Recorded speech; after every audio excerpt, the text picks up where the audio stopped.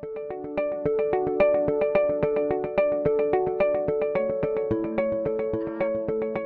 yeah, welcome to the 11th edition of Fair Luxury Open House.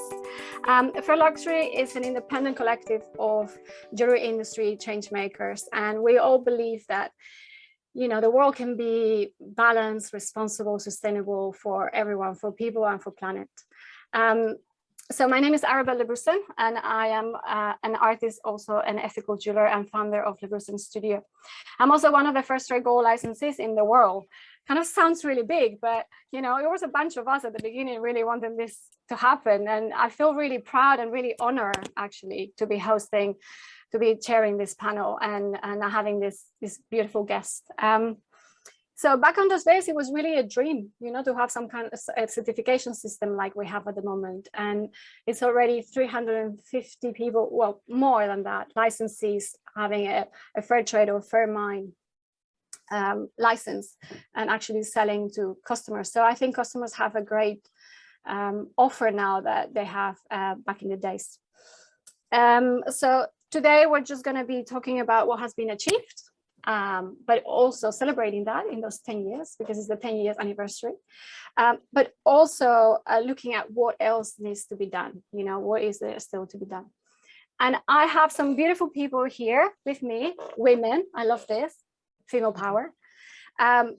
So we have today Morgane Nzelemona, who is part of the Fairmined initiative, powered by the Alliance for Responsible Mining, to create more responsible gold supply chains. She works with brands, manufacturers, and refiners to integrate ethical and traceable gold into their supply chains, and engages the gold industry with responsible artisan and small-scale mining organizations. So welcome, Morgane. Where are you? Give me a high five. There we go. Welcome, everyone. I'm really happy to be here. Really proud as well to represent the Alliance for Responsible Mining. So, thanks for making it. Second person I have with me is Christina Miller. She's founder and consultant of Christina T. Miller Consulting, providing education, guidance, and strategy for small and medium-sized jewelry companies, and connecting civil society organizations and jewelers to implement customized, responsible, and sustainable businesses practice. Where are you, Christina? Give me a high five. Hello, there we go, everyone. Christina. And I have to say, Christina and me know each other about 15 years ago because we were in the Carry the Can conference, and I have a proof because I got a badge and I was showing it to her before and she couldn't believe it. Yeah. So yeah, it's been 15 years, Christina. So keep going. Fantastic, we'll keep going, yeah. And Anna Barker, where are you, Anna? There we go. Anna Barker is head of commercial partnerships at the Fair Trade Foundation, where she's responsible for the team working with major retail and consumer goods partners to deliver responsible sourcing solutions in business supply chain across a range of commodities. Prior to joining Fair Trade, Anna worked for Lending Sources, a consultancy dedicated to the responsible sourcing of minerals. And we actually worked together in quite a few forums, right, Anna? So we did. Lots of friendly faces here today. Yeah, great to see you all again. It's lovely to see, to get people gathered together and share some bits. So I just want to know who in the panel today in the session is already a Fair Trade Gold or Fairmined Gold licensee. Please raise your hand just to have an understanding. Okay, some hands up. And then you probably got also, there we go. That is the pop-up that I wanted. So please, if you haven't answered at the beginning, just answer this this pop-up so that we understand also from our audience who is certified and for what, or what are your needs. And on that note, I just want to say, if you haven't done it already, can you please go to the Fair Luxury Metal Survey, because we're trying to work out with suppliers to have sustainable metals, but the main requirement is to understand what is our needs. So as jewelers or people in the industry, what are our needs? So hopefully we can collect all that information and then pass it to them and improve all that supply. So it's really important. So the link is in the chat. If you haven't done it already, please do. And then just some basic housekeepings. Hopefully everyone is quiet, is on silence. We're going to have a session. We're going to have some questions now between the four of us, but then we will open up to the audience. If there's any question that comes up in that conversation, please type it on the chat. And then Victoria, who is here with me, also member of Fair Luxury, will be calling your name. And when that happens, please put yourself in and unmute yourself and voice the question yourself. I think it's really important that we know who is around, and this is more like a conversation between us instead of me talking. And I've talked enough. So I'm going to pass it over with the three main questions that we're going to start with. So for our audience, has enough been achieved? Where are we now? And what's next? Who wants to start? I mean, Anna, you're on my right, so maybe you just happen to be the first one. Sure, I can kick it off. So in terms of has enough been achieved, from the fair trade perspective, our overarching sort of mission and goal, particularly with regards to gold, is to create a world in which small scale miners can enjoy secure and sustainable livelihoods, fulfill their potential, protect their environment, and decide on their future. And I think we probably haven't reached that goal in its entirety yet. It's a big goal to go towards, but I think we've definitely made a lot of progress. We now have 15 certified fair trade gold mines in Peru, and they represent about 1,500 miners themselves. We also have other mines in the pipeline to be certified and sort of working towards that goal. We've also seen since 2014, 3 million pounds in fair trade premium be generated through fair trade gold sales, which is obviously a huge amount of money generated that goes back to the mining communities to invest in their operations, to be more sustainable, and also reinvest in their communities and sort of build best practice in that regard. So a lot's been achieved from that side. We've also achieved a lot through the market lens. We have a lot of registered businesses. So we have 300 goldsmiths that are registered with us and 100 licensees. So we've achieved sort of relatively strong market penetration from that side. And I guess that kind of leads on to where we are now as well, which is that we're seeing those numbers go up. So we had 150 new goldsmiths register with us in the last year. So we are seeing sort of growing interest in certified fair trade gold. Again, we're also seeing growing interest in mines wanting to work with fair trade. So we received a very large grant from the EPRM earlier this year to scale up our work in Peru. And we're hoping this will bring 200 kilograms more fair trade gold to the market. And again, sort of wider, bigger picture, and I'm sure the others will touch on this, we are seeing consumers more and more interested in ethical gold. Where do their metals come from? How do they choose responsible minerals? So obviously that's a trend in which we are a big part of. And I guess in terms of what's next, there's still a lot to do. So I guess the three kind of areas that we're focusing on, one is impact, so really deepening the work that we're doing. So we have 2 mines now that are mercury free. We really want to scale that up. We want to see chemicals removed as much as we can and have that practice shared across all of the mines that we work with. We want to scale up more broadly. So we're still a relatively small part of the world's minerals. We want to grow. We want to work with more mines. We want to aggregate the volumes that they have available and get those to market. And lastly, we really want to build awareness. So fair trade is still heavily associated with bananas, coffee, cocoa, tea. We're not yet so well known for gold. So there's a lot of work for us still to do there to build awareness and help consumers choose responsible gold. Fantastic. Morgan, I think you're next. So questions are, let me just recap. Has enough been achieved? What are we now and what's next? Well, okay. So, well, I think we can say that we are also very proud of what has been achieved so far in the last few years.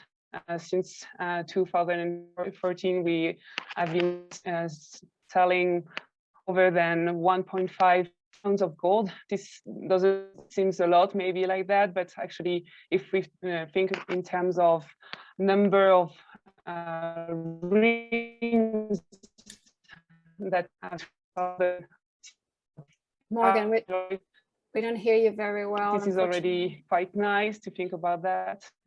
When we talk about that, we talk also about $6 million paid to more than 17 certified mining organizations that have been supporting in their way and path toward sustainability. And we are also talking about 350 brands committed to use Fairmined metals, and more than and almost 30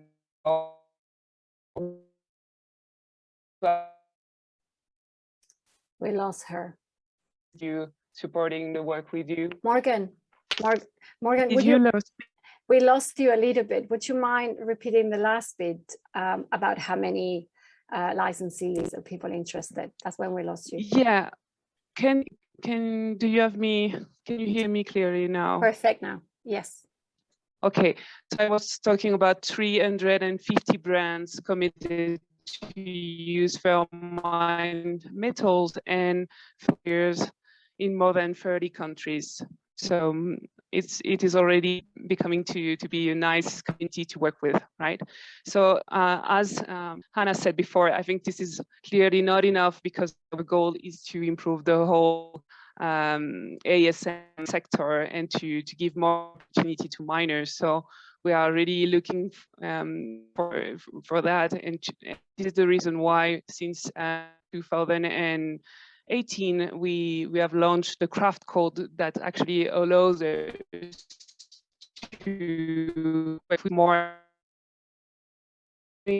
at the beginning of towards sustainability, to also have a framework to work with, right? So what is next for us? This program is going to link the craft code and the Fairmined standard, offering to miners the opportunity to have a clear path and a continuous path towards the best practice in the sector. We want to align more clearly with the SDG agenda, providing more impact data about what we do. And to do that, we definitely need to build, going to actually help us to support more miners since the earliest stage, as I said. And our idea is to be able to offer both things. Some gold that would be actually compliant with the OECD guidance, and some Fairmined certified gold that would be compliant with the highest international standards. So this year we actually started with this program by launching 2 first alliances, and by launching a new program in Honduras with a big alliance with the EPRM fund, but also with the group Arabel Lebrusan and the Husset group to support the ASM sector in Honduras, and have already a broader approach. So I think it's what we are working on right now, and we hope to work with all of you in achieving this transformation of the ASM sector. Fantastic. Thanks, Morgane. We don't hear you that well, I have to say. Sometimes you broke off a bit. So hopefully everyone has got a bit the message. Hopefully we can just expand more in the conversation a bit later. That's okay. Don't worry. Don't worry. Right, Christina, all yours. Do you want to speak a little bit about your side? Because you're obviously not representing one of the organizations, but you've been in this for many, many years. So you have a pretty good perspective of you know, what we were set to achieve and what has been achieved and what not.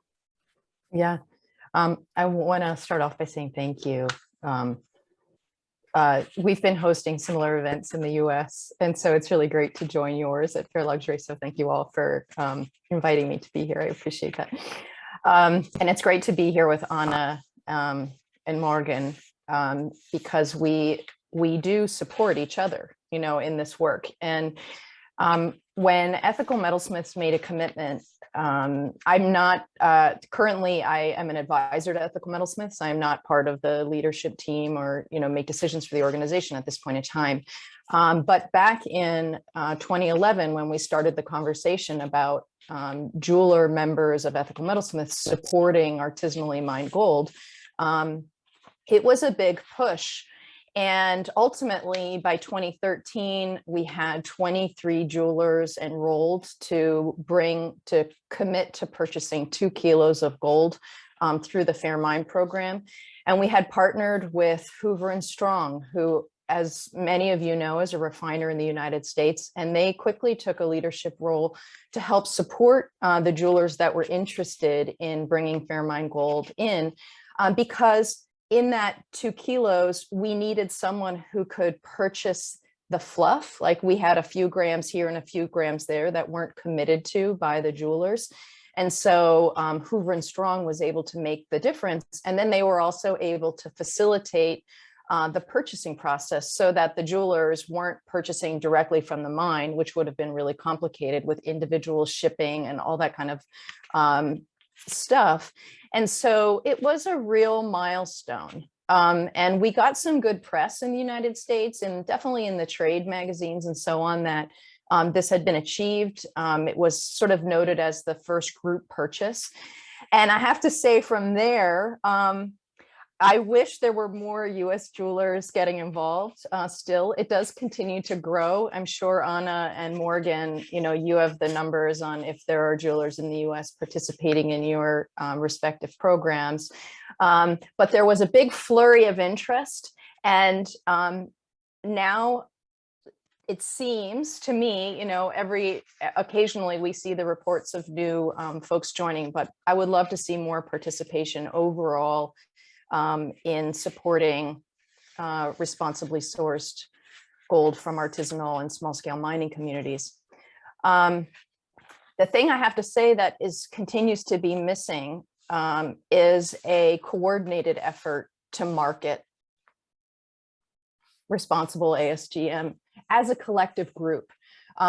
There's no need to kind of compete with each other in this space. When you put your ultimate sights on the people who we're trying to support with these initiatives, being the miners and the communities that rely on those miners.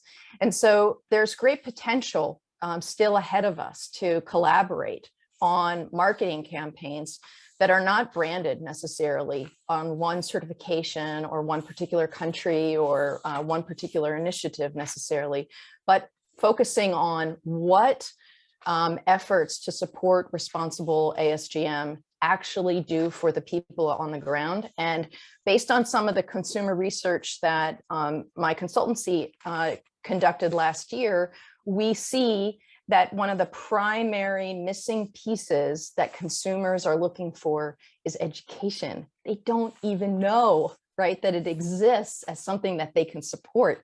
When they're informed and they're aware of it, they are ready to get on board and support it, because they don't, when they look at a piece of gold jewelry, many make the assumption that it's coming from a responsible source. They trust their jeweler generally. And so we need to do more collectively together to provide that education. So I'm really proud of where this whole initiative has come, and I'm really looking forward to what the years ahead are going to look like, because I think we're on the cusp. There are so many ASGM initiatives happening globally that we're at that moment to shift the way that we think about it. So I'm excited. Fantastic. Thanks for that. I think you're totally right, Christina. I think that thing of the effort, together effort. I mean, for me, it broke my heart when Fairtrade and Fairmined literally had a divorce, Initially they started together, and when you guys got a divorce, I'm like, what am I going to do now? I'm like the child, with which parent do I go?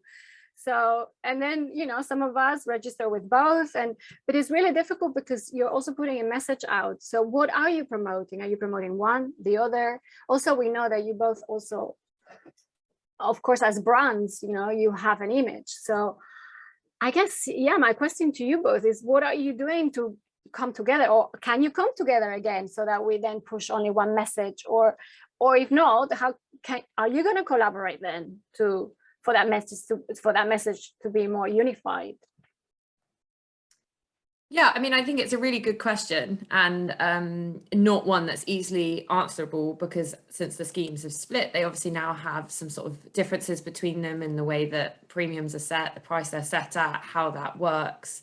However, I think, and I'm sure Fairmined and Morgan will come in here. Obviously, what we don't ever want to do is create confusion in the market. We know consumers are overwhelmed by the number of certifications that are out there more broadly. They're nervous about greenwashing, don't understand the difference between lots of different certifications. And this is true for fair trade sort of across the board, not just in gold. And we're also really keen that mine sites aren't subject to multiple audits and checks and additional bureaucracy just for the sake of it, where it doesn't benefit them and they're not realizing any sort of return on that investment. So I think from our side, we're always very keen to explore synergies to make sure that we're working really efficiently, that we're delivering the best for the miners, and we're sort of creating access to market and helping consumers choose responsible gold.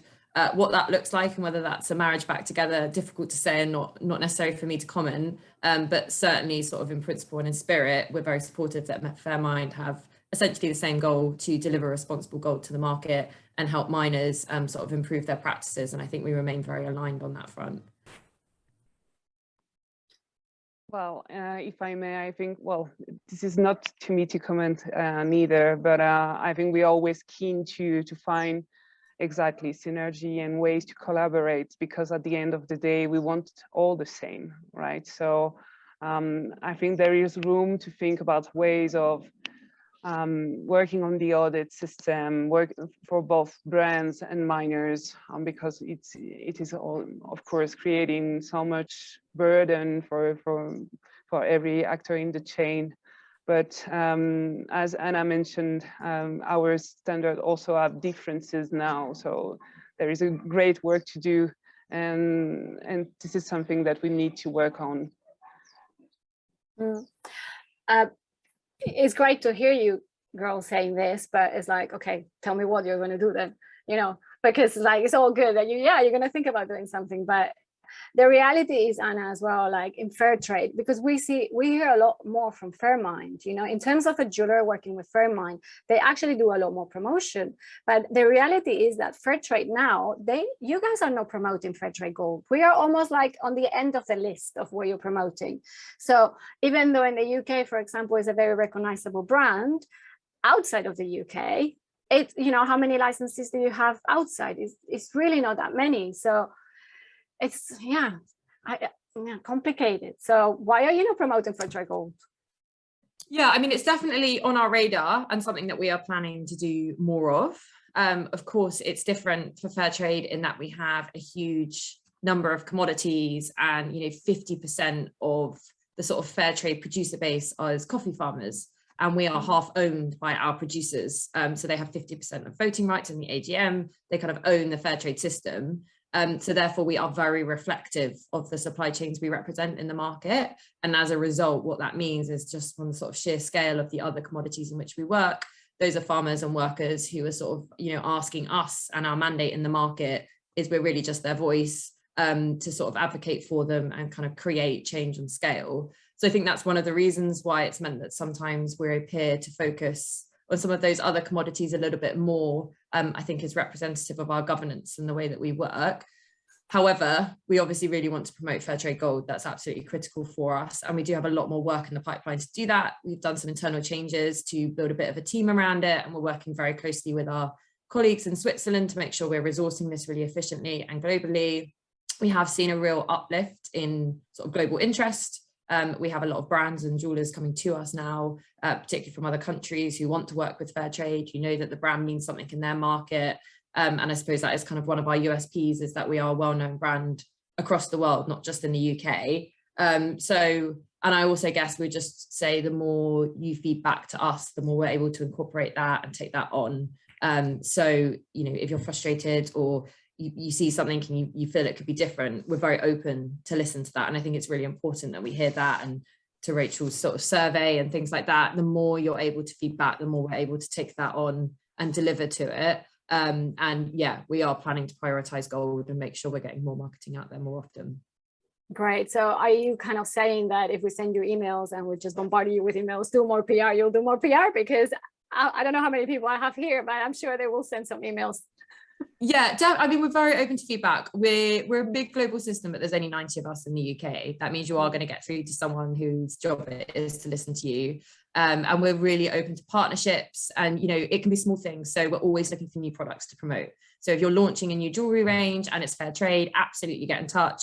We are constantly looking for sort of, new exciting products in the market. We'll send them out in press releases. We'll put them out in new product blogs. We put them out in media. So also don't be afraid to get in touch with us. And if you have news and you have a story you want to share, we'll absolutely amplify that on our channels. And we'll want to get that out there. We've got lots of PR media contacts that we can get in touch with. So also do see it as two-way.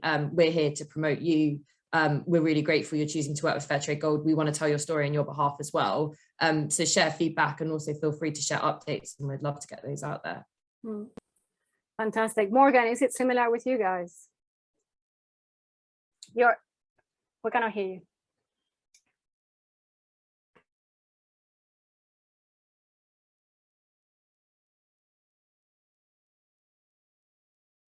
Can you hear me now? Sorry, I have a problem with Zoom. I don't know. I don't have any control on. Can you hear me now or no? Hello?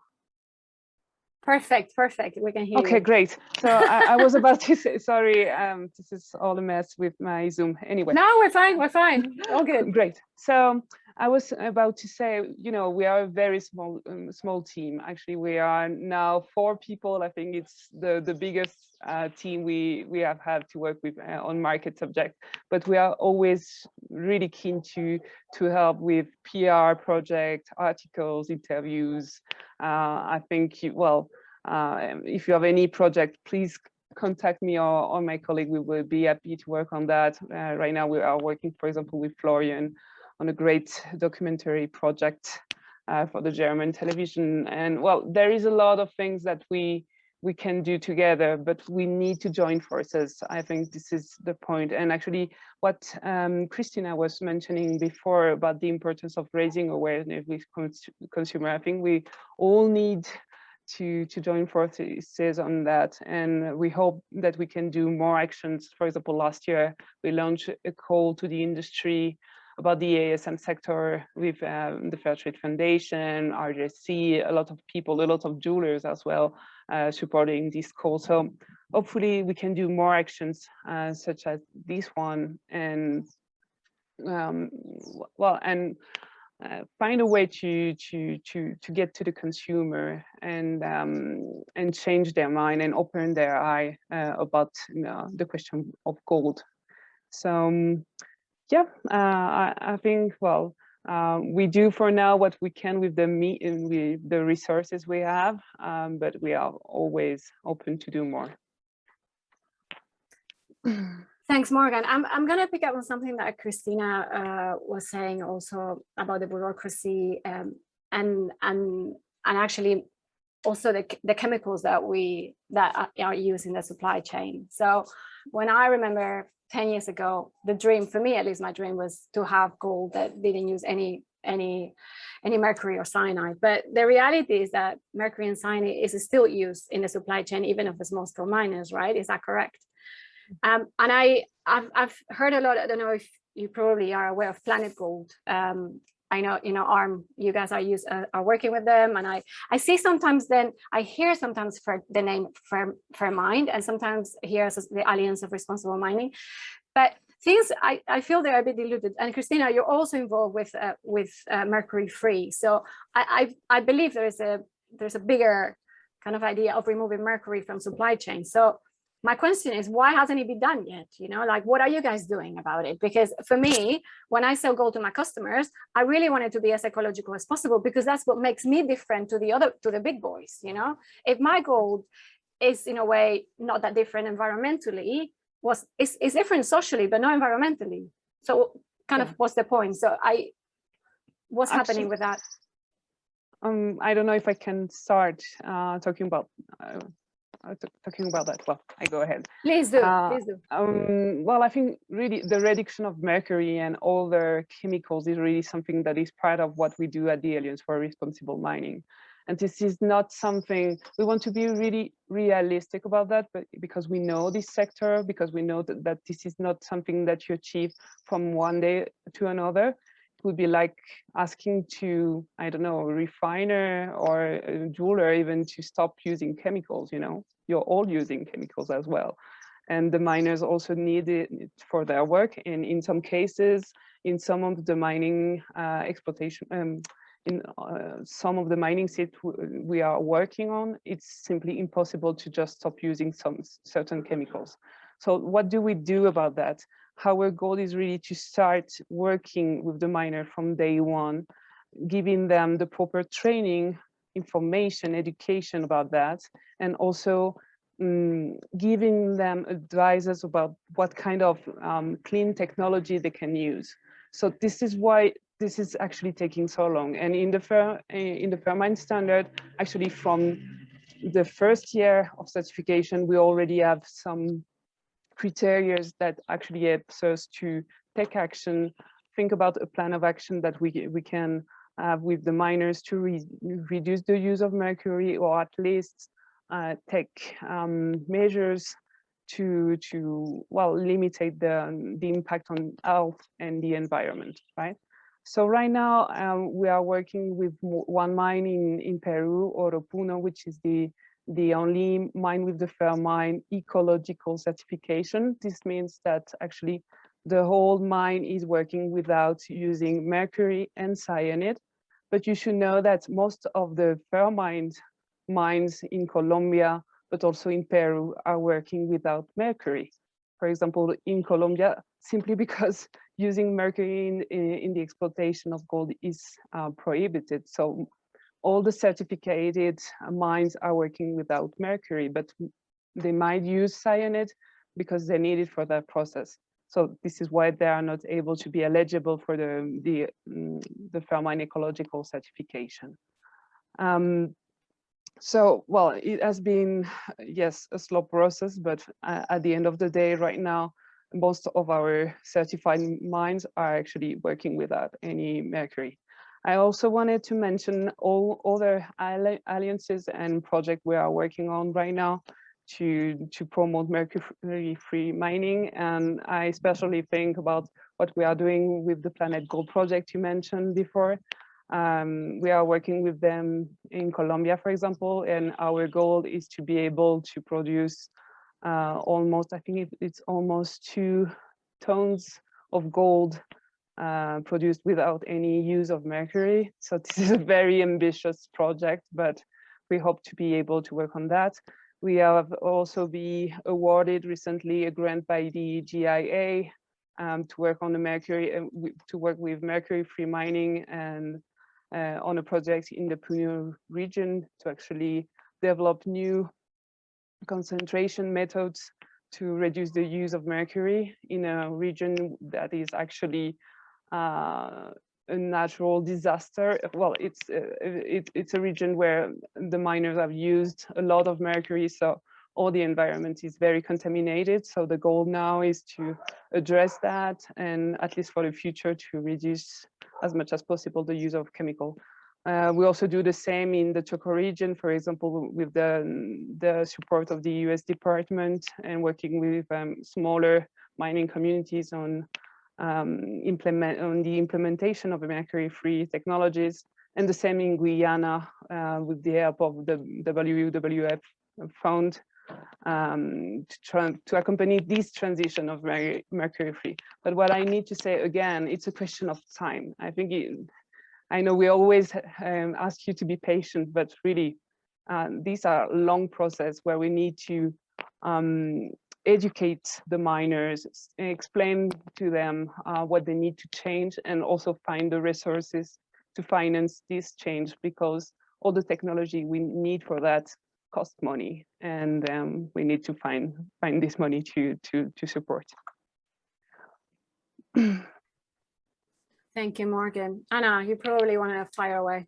Yeah, I mean, I guess to add to that, similar sort of processes from the fair trade side. So we do have mines that aren't using mercury, but again, it's hard to eliminate cyanide in its totality. And we also have sort of a team on the ground, so through our Central Latin American network, out running trades. This is a huge part of what they train the mines to do. We also facilitate sort of knowledge exchange. So when one mine has made significant progress in this area, we'll share those learnings with the other mines so that they can sort of build back best practice between them. And it is a huge focus of the EPRM grant that we've also won to scale this up at existing mines, and as new mines come in, make sure that they're sort of handling chemicals and reducing its use. I guess the thing I would also say is that mercury use is symptomatic of so many other sort of issues that relate to mining. It's extremely efficient. It's good for productivity, and for so many miners, they are trying to sort of, many of them are living a hand-to-mouth existence. They need to extract that gold and they need to be able to sell it on quickly. And mercury is just simply the best and easiest way that they can do that. So I think even though it takes a lot of time to eradicate that and a lot of awareness and a lot of technology, by sourcing ethical metals that come with a sort of guaranteed price for miners that ensures the values return to them, that carries that premium, you are already supporting that journey so much more by just making sure there's more resource and more money back in the hands of miners that enable them to be more responsible. But for as long as minerals are undervalued and mines aren't accessing the true sort of value of the gold that they're extracting, they are just going to use the simplest, quickest methods to do that. For impoverished communities, often that ends up being mercury. So I think it is about a long journey to get them there, but it is also about addressing the systematic issues associated with irresponsible sourcing of minerals, and certification goes a long way to helping that. So you are supporting that journey. Thanks, Anna. Thanks for the explanation. I mean, Christina Tevaria was having a really good point, and I think I'm just going to read it because it's quite spot on. The banking system has also, no, actually, Christina, can you please read your thing? So you voice it. Can you unmute yourself and just give your point of view? Thanks. What we're finding with the implementation of the OECD due diligence guidelines, and also with anti-money laundering legislation that has come into place in Colombia and other countries, is that all mining initially has been vetted by the banking system, but specifically artisanal and small-scale miners have been excluded from having access to bank accounts, or even those who had bank accounts, their payments with clients in Europe were stalled by the banking system. They're being, in a way, prosecuted. The government is trying to find a way, but of course, banking systems are commercial systems, and they decide what risks they take and what they don't. Now, this transition to a mercury-free technology, as Morgane said, and Christina Miller, is very expensive. And mercury, although it's not so efficient because it doesn't recover all of the gold, it is what people know and what they have used historically, and what the large-scale mining industry also used for years and years and years. They have recently migrated to cyanide leaching, which is different and has a whole lot of different impact. But mercury is a technology that is what people know. And so to change this technology, they need to first be recognized and be regularized. And mining legislation is very difficult in many cases because it's not always differentiated for the scale of mining. So small-scale miners face enormous challenges to access formality, and once they're formal, to maintain and to pay for that formality, and then to access credits so that they can actually change the technology. So they are facing enormous challenges that would be challenges that could be overcome if there were enough will on the part of governments, of the banking system, of jewelers, of the whole of the industry. I think that we need more will and more determination on the part of the supply chain players and the mining industry and the refining industry, etc., to really make a change. Thanks, Christina. And I'm actually going to say something on top of that. Kind of, I think it links quite well just shifting a little bit of focus, because, for example, right now we have single source gold, you know, big mines, you know, but they are sourcing single gold, and that's sustainable because they can control. So I think as jewelers sometimes, and not right now, it's like, okay, what do we go for? Do we go for ASM? Do we go single source? Is sustainable? You know, it's ethical. Are we using that? Or so what's the difference? Saying this, just saying what Christina has said, for me, the biggest thing that always surprised me is that when I hear about small scale miners, is that actually in so many countries they are not legal. They can't get formalized. You know, they can't get the paperwork in order to do their activity. So you kind of forget that bit. Okay, we're talking about mercury and all that, but actually sometimes they're just working illegally because that government doesn't recognize a small scale mining. So, but yeah, and then on the other hand, we have large scale mines going, yeah, this is gold, this is sustainable. Is what we're talking is all about traceability and sustainability. I have all the responsibility reports, I have everything in place. So how is the small scale miners or ASM Gold going to differentiate itself from this other sustainable option? And yeah. Morgane, I was going to say more Christina because she's quite quiet and I know she has loads to say, but yeah. Morgane, go ahead and then Christina can follow. Okay, just 2 points. First, on the question of the illegality, as you said, I think here there is a huge part of a huge responsibility of production, well, of the government in giving a good framework for the miners to work. Right now, most of the legislation we have in producers' country is actually unfit for miners. I mean, you are asking the same paperwork and the same requirement to a small association of miners in Colombia than to a multi-international group, you know, like Ashanti Gold. So of course, a lot of miners are working illegally because also the legislation is not adapted to that situation. So this is something we are really concerned about at the Alliance for Responsible Mining, and we have been spending years and years, well, now decades, working on that and trying to change the law, to simplify the process, to actually have something adapted to this situation. So this is, well, something I wanted to say about that. The other thing I wanted to say was about SMO. Of course, we always welcome any initiative that contributes to actually improve the condition within the mining sector. But I think it's also important for you to understand what is behind every label, right? When we are talking about ASMO Gold, I think we are addressing one of the key preoccupation of the market, having traceability. This is something that every actor of the gold industry have been obsessed about in the last 20 years, I would say. So everybody is concerned to be sure that the diamonds are coming from a certain part of Congo or from any other country. And everybody feels quite, quite calm once you know the name of the mines. And I think that this is the guarantee that SMO is giving you. But I think it would be important to also ask the good question. What kind of company we are talking about? For example, Yanfolia is a mine that has an annual production of 3 tons of gold a year. If you remembered, I said just a few minutes ago that in almost 10 years, we actually sold 1.5 tons of gold. When we are talking about the Fairmined mines, we are talking about mines that have a production between 35 and 60 kilos a year. So this is a very different style of mine. And this is also a different style of mine because we are talking about different job opportunity for the communities. Actually, it's difficult to know exactly the kind of people that are working, for example, in an SMO mine, but I would think that the number of miners is very low compared to what we have in a small scale mining operation.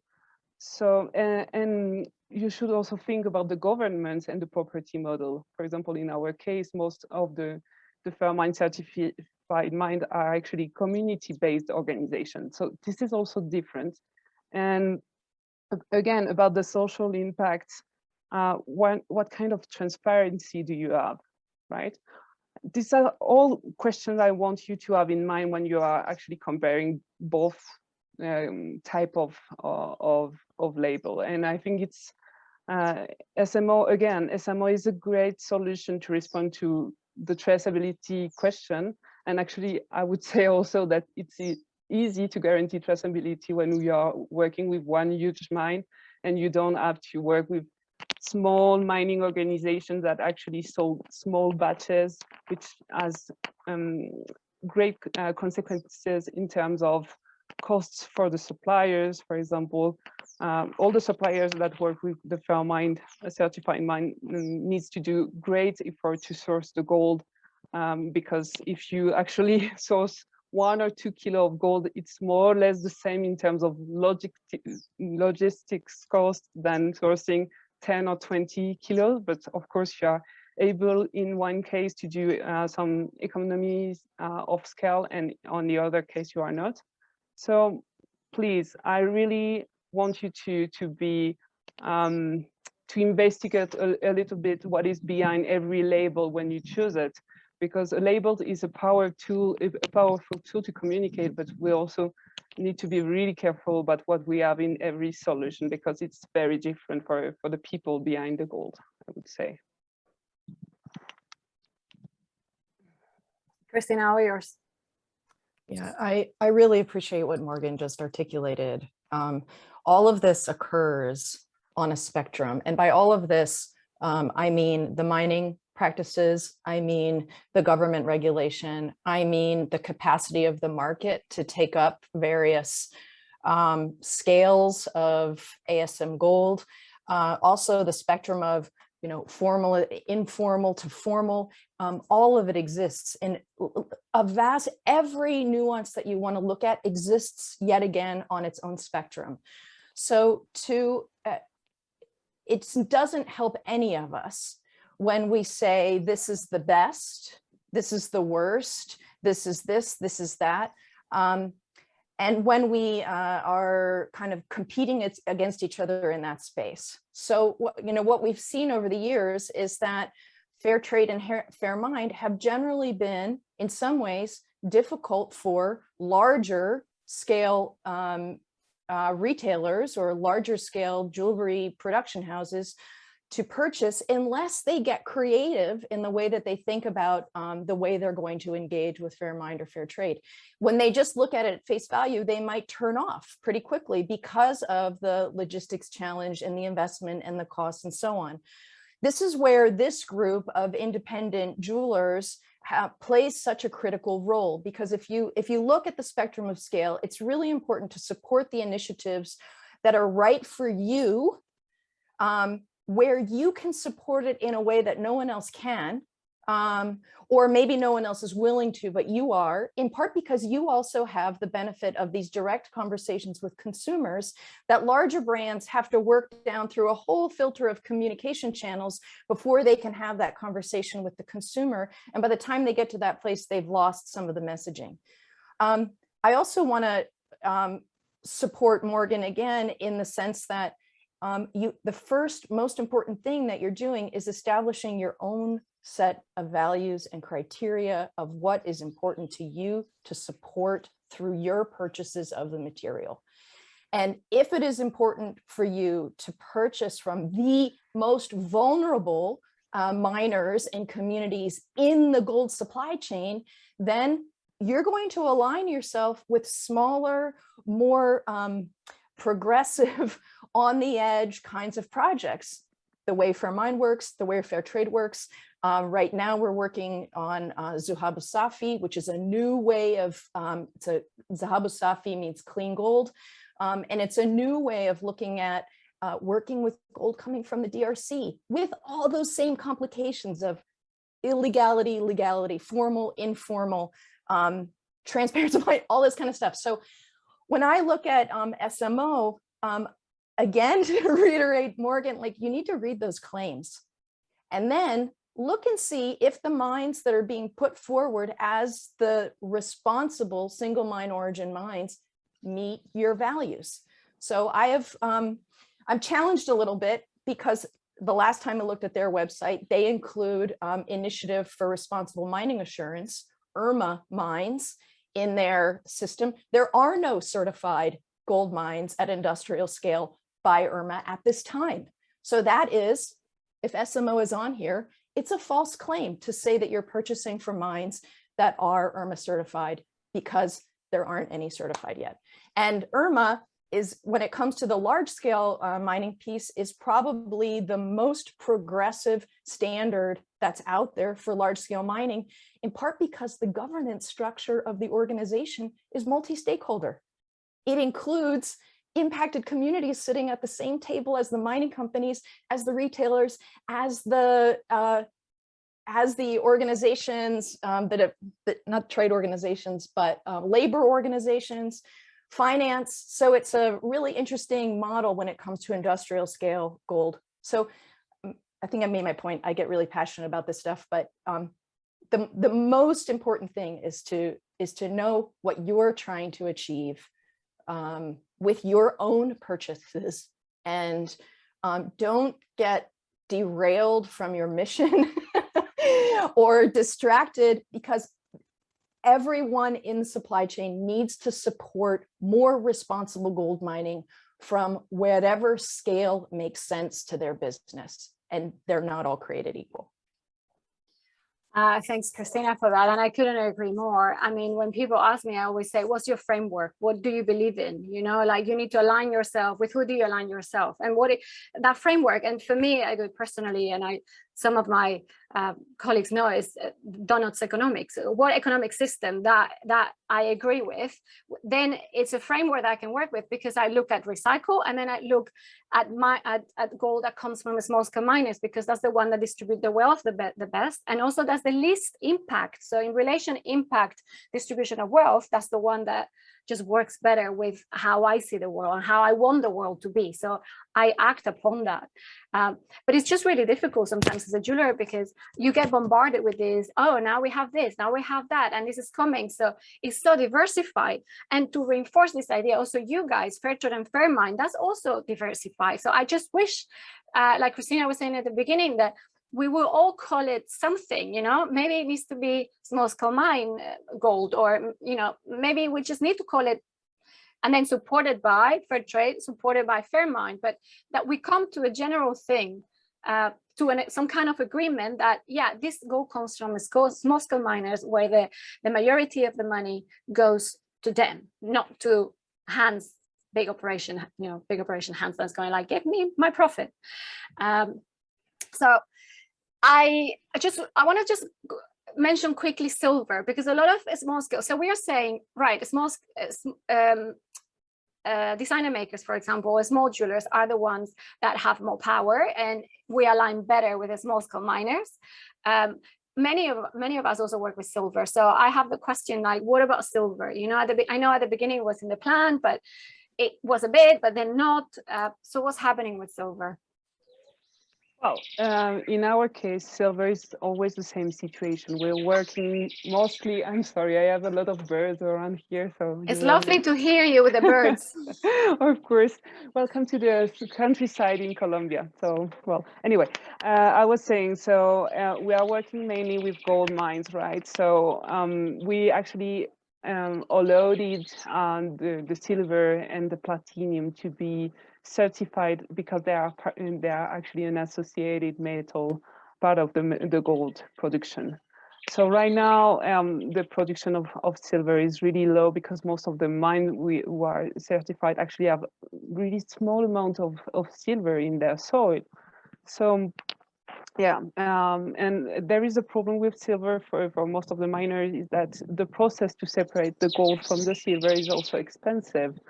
And the silver, as you know, it is actually sold to a very low prices. So at the end, all the efforts that you need to do and the investments you need to do to actually be able to extract silver and sell it to the international market is not worth the value you're going to pay for it. So this is why I think it's. I don't think that we are going to work a lot on silver in the next year, and I think that the silver that is going to be available is going to be always in low quantities, I'm afraid.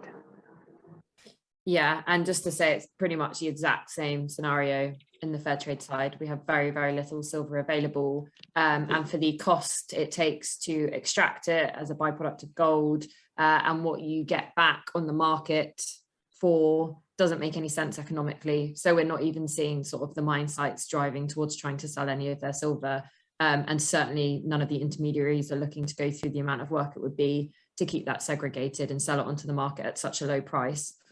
So at the moment, there's pretty much no fair trade silver available. That's quite sad, actually. That's not very nice. That's a bit like, oh, okay then. So I would like to now open it to everyone. So I know some people have been putting questions.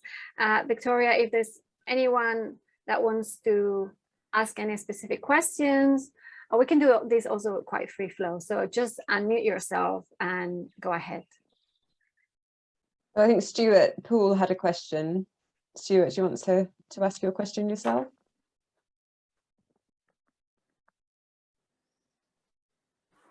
Oh yeah, I can do. I actually just posted another one.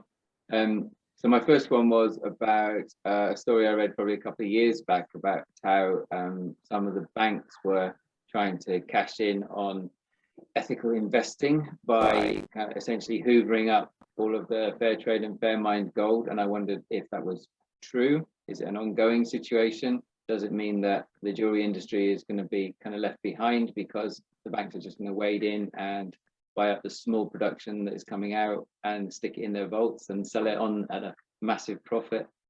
So just your thoughts on that to start with. Well, I don't know on the fair trade side, but on the Fairmined side, this is not true at all. And actually, we thought, we saw the investment sector as a possibility for us to scale up, to be able to ensure to the mines we are working with in the pipeline to have people to sell to. But it has been very difficult to actually convince the investment sector to pay for the premium. So I think you can really rest easy about that.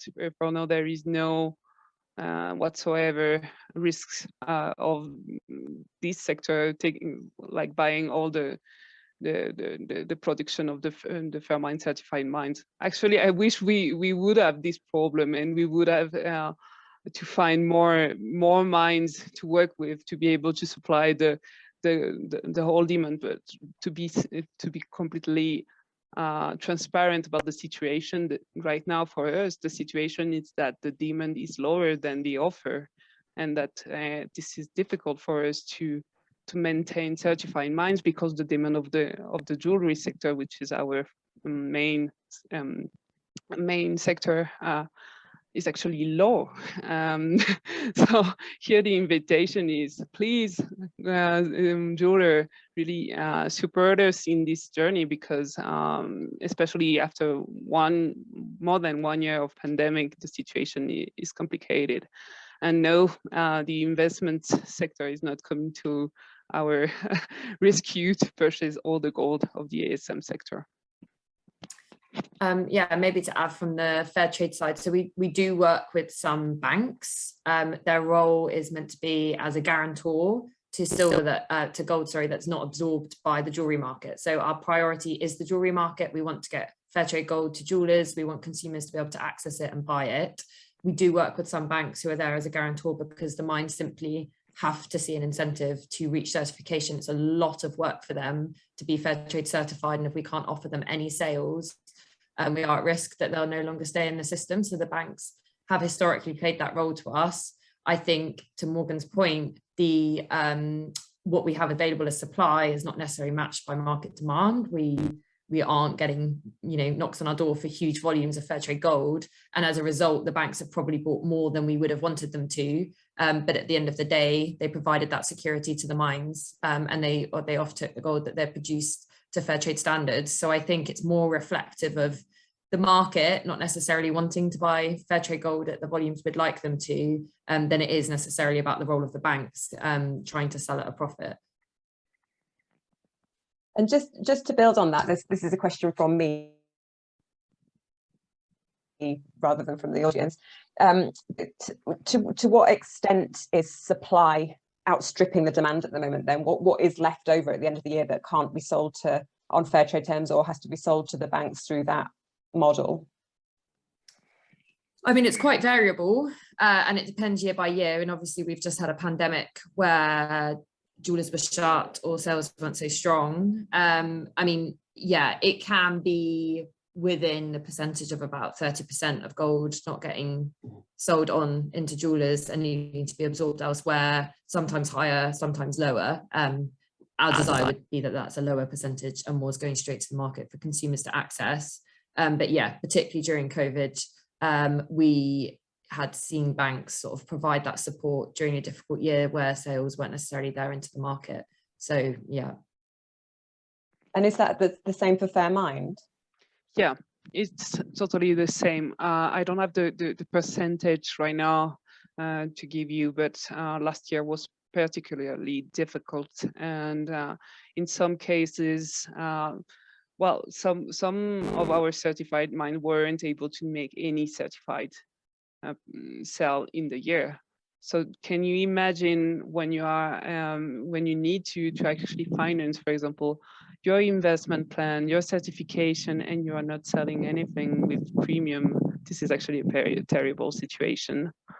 But this is also the reason why right now we are only maintaining a small number of certified mines, because the demand is very too low at the moment to ensure that. And this is the reason why, well, we are calling for your support as jewelers, etc. But we also need the support of larger brands, because I think that something that is actually missing, and we are actually lacking of the support of bigger player in the gold industry that could actually ensure a stable demand for certified gold.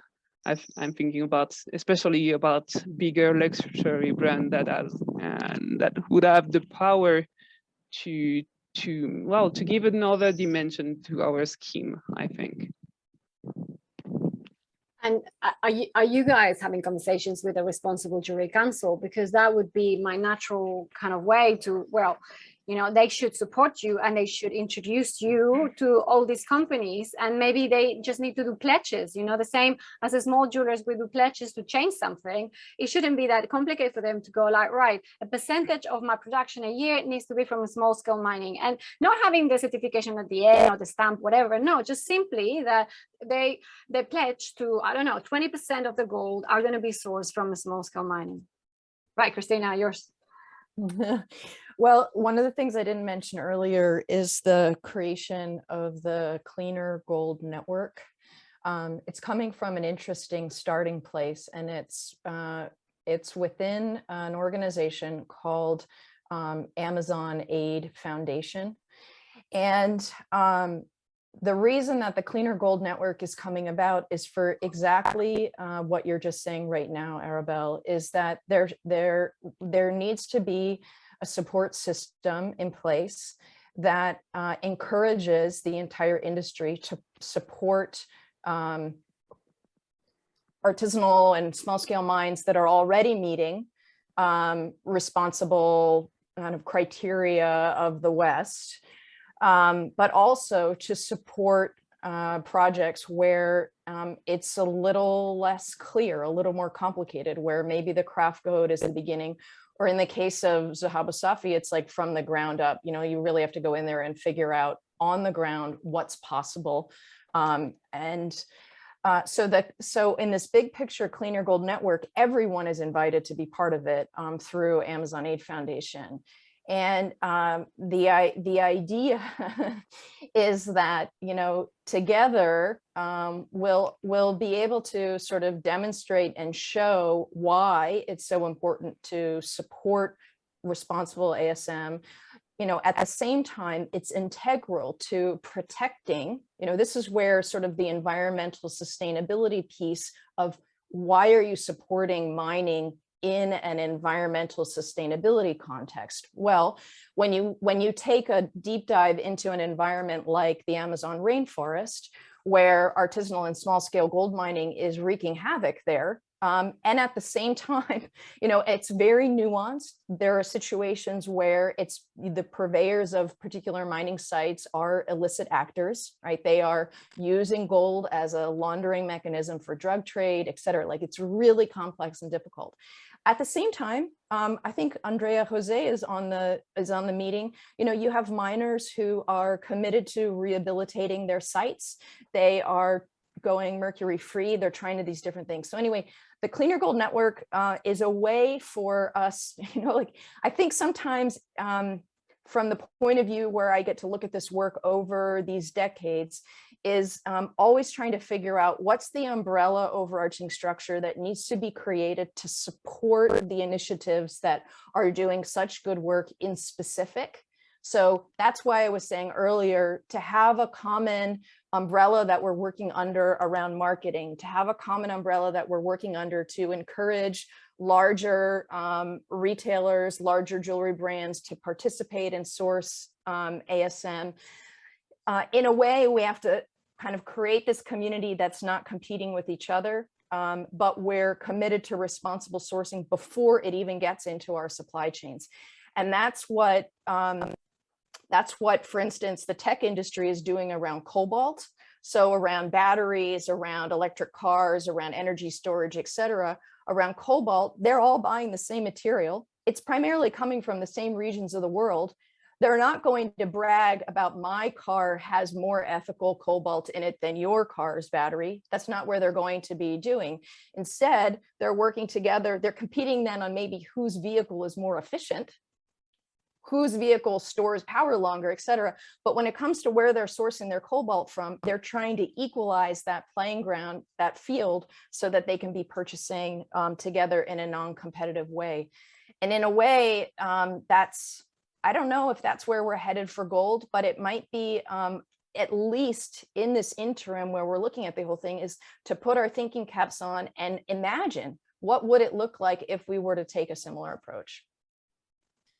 And maybe just to build on that in terms of like the big brands and companies as well, I think the other piece, and we've not really touched on it so much today, that is still lagging behind is the kind of consumer expectation and demand side of it. And I think that, this was kind of convened as a panel to look back on the last 10 years. And I think certainly my reflections on minerals is that maybe 10 years ago, it was really quite far ahead. Blood diamonds have catalyzed a big public reaction. People really cared about it.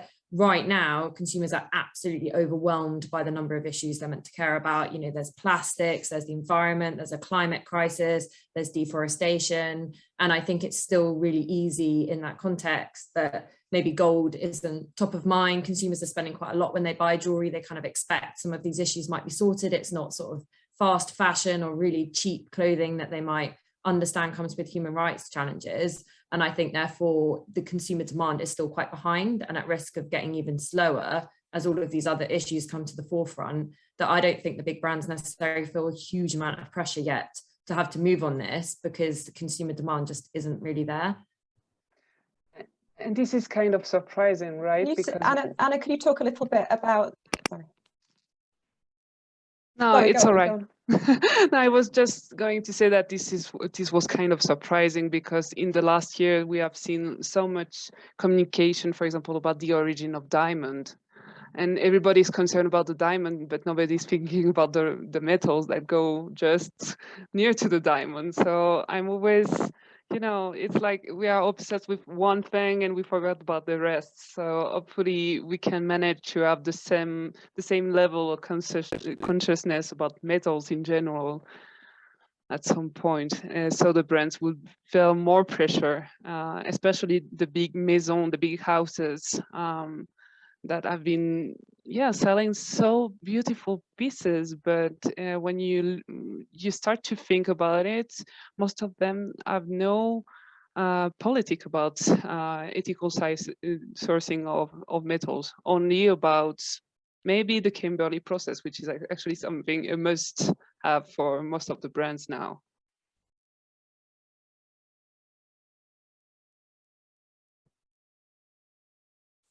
Victoria, you were asking Anna. Well, we just, Stuart had posted another question just asking about whether any of the big brands were still buying from Fairtrade and Fairmined. And obviously you're talking about the challenges, you know, and why they're potentially not. But I know that Chopard were involved with Fairmined for a long time and Kering were involved with Fairtrade. I just wondered if those relationships still existed and were growing, or what was happening with those. We do still work with Kering, yes. Though, of course, that was a sector that's also sort of changed quite a lot in the pandemic, and therefore their ability to kind of work with sourcing lots of metals has been challenged in a period of uncertainty. But yeah, they do still work with Fairtrade Gold. And on our side, we also have a close relationship with Kering. Actually, our relationship with Chopard, I think I'm not really able to comment on that here, but it's, yeah, we're still partner, but it's still difficult, and the demand for gold hasn't been quite as what we would have expected in the last few years. We hope that this would change. And we hope that more groups are going to take this decision. But what we see with these big groups is that it takes so much time to take a decision, you know.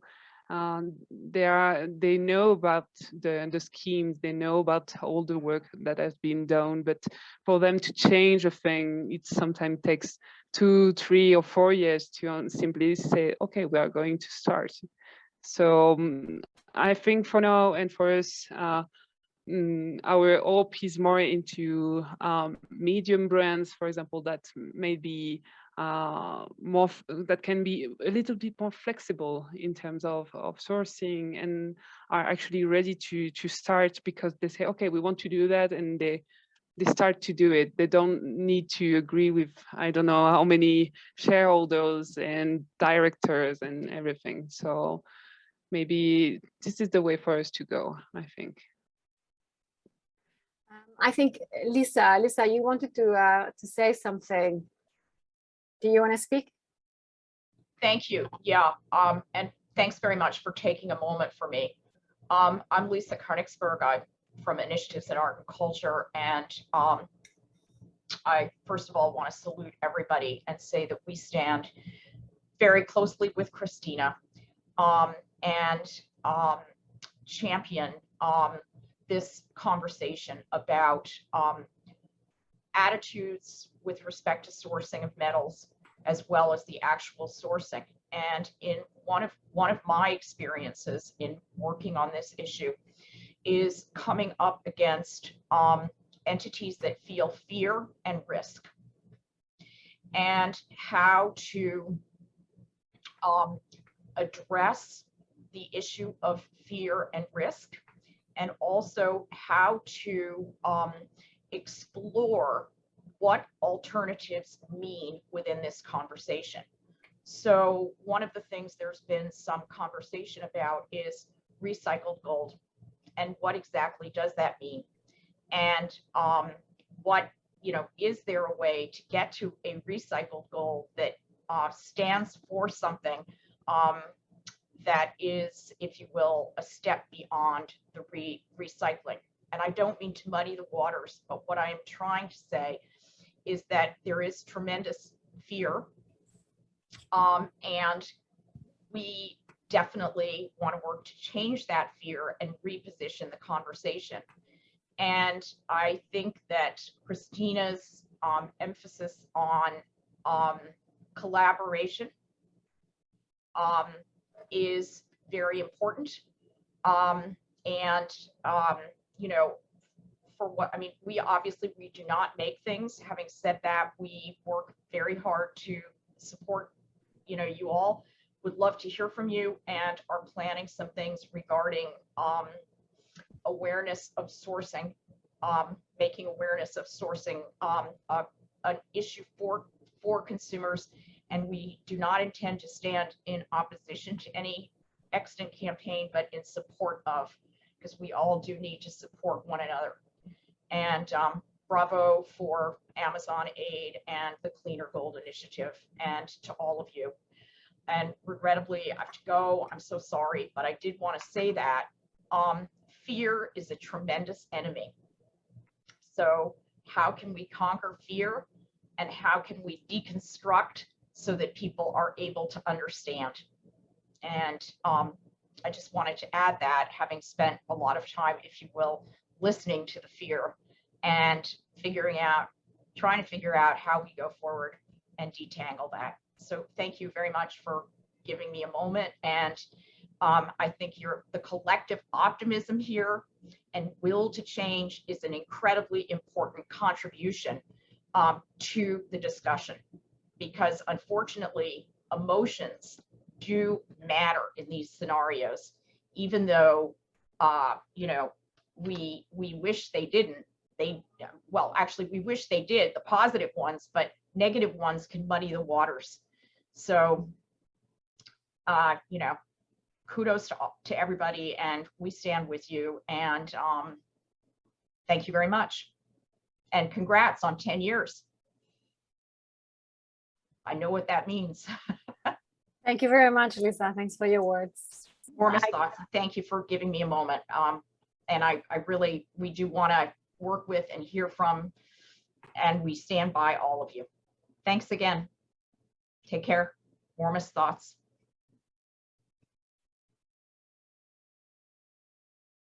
Right, we have some time for maybe just last questions. And before that, I'm just going to say thank you very much to everyone that was here involved today and who has spoken. But yeah, we should wrap up around 3:30. We have 10 minutes to go. So if anyone hasn't voiced a question and wants to join us, please do. This should be a space for sharing and coming together, and also to share that creativity. So don't be shy and put the cameras on. I don't know if it might be just a good time to share the results of the poll that we did at the start, just to say who was on the call, because I think we've had about 70 people on the call at some point during the last hour. And if I share the results, I don't know, can you see the results? That popped up on everybody's screen. So I thought it was quite interesting just to point out that 33% of the people on the call were thinking about registering, so thinking about working with Fairtrade or Fairmined Golds, and whether it might just be sensible for Anna and Morgane to speak to those people about what they would need to do next if people wanted to register or find out more information. Well, they can write us an email at info@fairmined.org. We'll be happy to walk them through the whole licensing process. This is actually pretty straightforward, and for us it's a good way to get to know them, to understand what kind of brands they have, and to also advise about how to start. And there is many ways to work with Fairmined Gold, and we would be happy to explore some possibility of collaboration with every one of you. Yeah, and likewise, you can get in touch with us. We have an information form on our website, if that's easiest, we're fairtrade.org.uk, or you can also email us directly at gold@fairtrade.org.uk. We have a few available schemes depending on the size of your business, whether you want to register as a licensee and mark the final product, or whether you want to source Fairtrade Gold through one of our registered manufacturers and traders for you. So if you get in touch, we'd love to follow up with you. We've got a team internally who are Amy, Becky and Massa, who will be there to answer your questions and guide you through the process and get you set up, and we'd love to work with you. So do reach out. Thanks. And someone, Damien, has just pointed out that it was good to see that nobody ticked the "it's not for me" box. Yeah, on the poll. That was good news. This is encouraging, actually. I haven't got any more questions that have been posted from the audience, Arabel, so over to you.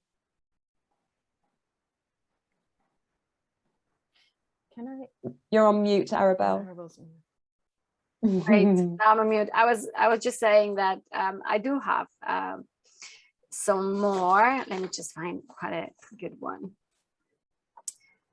Yeah, actually, Susie, do you want to voice the thing about the valuers? Because I think this is a very relevant point, you know, about how more valuable, you know, is more ethical goal or a small scale miners goal would be? Yeah, sure. So I was speaking at the Jewelry Valuers Association conference about certified gold.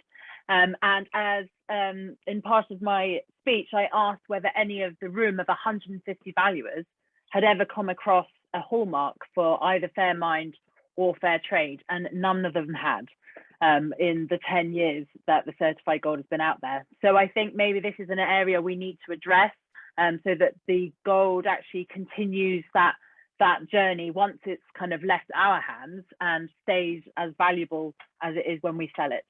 So I think this is something that needs to be addressed. What do you guys think? Oh my gosh. Yes. I feel like I've been not in front of a big formal audience in the way that you had that opportunity. It's funny, we call them appraisers in the US, right? We call them Yeah. valuers.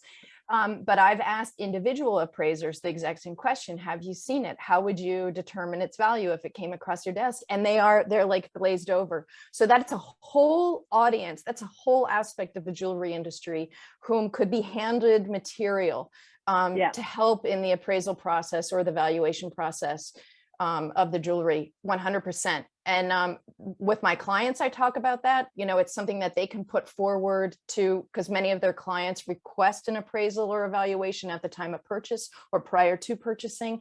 And it's something that could become enculturated within that system to look for those kinds of things. So not just the mark of the brand, you know, that has popularity, but also the source of the materials.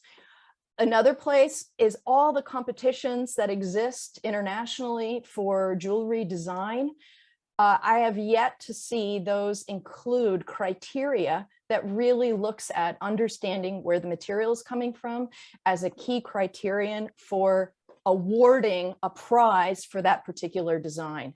And all of you that are working super hard, you're both incredible artists as well as committed to your sourcing. That should be a place where you have an opportunity to excel.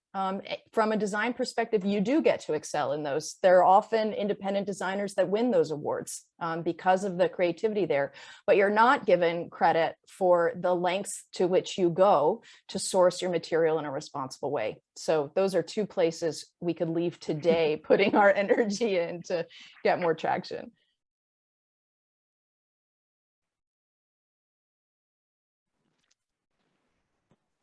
Oh, Arabel, we can't hear you. Sorry, caught me off guard. I just want to do a call out for Peter Crump, because in the UK, actually, we do have a competition that also looks at the origin of the material. So we have in the Goldsmith Hall, please someone help me here. Where's the complete name? Yeah, you're quite right, Arabel. The Goldsmiths Craftsman Design Council. We have a competition that we run every year, which is at we'll be launching in November of this year, and there are a number of ethical sections within that. I thought, Christina, you'll be happy. That's why I thought it was necessary. I am. I'm thrilled. That's worth a big old press release. Like, get it out there. Let everyone know. Super important. Fantastic. Congrats. Well, thanks. Well, just want to wrap up a little bit saying, right, the word that just keeps on coming back to me is the message. You know, we need to work together. We need to get together that message of small scale miners. Why is it important? Why do we need to support them? And why do we not use SMO and just use gold that comes from those initiatives, whether it is a stage 1 of the craft code or whether it is at the end, which is the full certification process. So I just give it back to you girls, you know, Fair Trade, Fairmined, Christina, I know you do a lot of consultancy, so you are the ones that can push it. I can only talk to my customers, which I do, and I do campaign a lot for this, and obviously as part of Fair Luxury, creating events like this where we talk about the goodness of supporting small scale miners. So with that note, I'm going to thank everyone. Thanks for coming. It's been a pleasure. For me, it's an honor to host, you know, the 10 years anniversary. It was like yesterday when we kind of first got together in the first meetings. What would you expect, you know, if we would do Fair Trade and Fairmined Gold? And I'm so pleased that we're here. I think for me, the Mercury one is the one that's still sticking there, you know, like, can we just reduce the chemicals, just because I really believe in ecological. But the good thing for me for small scale mining as well is the scale of it. You know, we should just really not forget about there are small operations that the impact in the natural world is so much more minimal than large scale mining. And then if we are aiming for a better world and to make less holes in the ground and have less extractive industries, we should definitely support the little ones. So thank you very much, everyone. Bye-bye. Hopefully you do the metal survey. So please do the metal survey if you haven't done it before. And then if you haven't registered with for Luxury, please go to the Facebook page or the website and then just be in touch. We want to hear from you. This is a conversation that we all need to have. And this is the work that we all need to do together. You know, one person alone doesn't do the job. And thanks to everyone that is not from the UK to have managed to make it on time. Some of you might be very late or very early. So thanks, everyone. Take care.